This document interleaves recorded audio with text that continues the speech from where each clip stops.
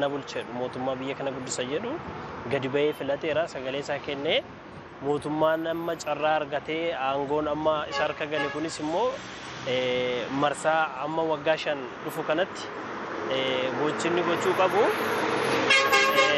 ni jalqaba mirga lammiilee eegsisuudha.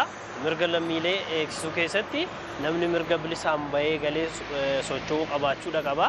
Sanarra kan darbe immoo biyyi kun biyya sadarkaa guddina ariifachiisaa irra jirtu waan taateef mootummaan kallattii kana qabatee misoomota jalqaba eegalaman itti fufsiisee haaraallee kan biyya kana keessatti mul'atanii beeknillee nuuf fide harka keenya galu abdii guddaa qabna jechuudha. Piroojeektiilee adda addaa jiranillee jammaramanii otoo hin xumuramiin kan hafanillee mootummaan amma carraa argatee biyya bushuuf kee kunillee akka hojjetuuf yaada akka kanaan qaba.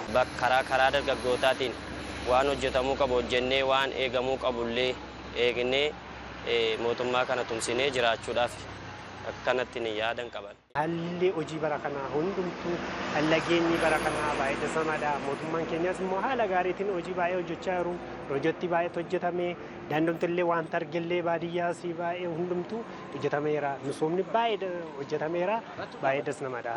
Haala mootummaa keenya bira dhaabannee haala sirriitiin mootummaan keenya hooggannee hundumaa irratti wanni taane bakka buunee mootummaa keenya wanni ta'uu haala gaariitiin jira.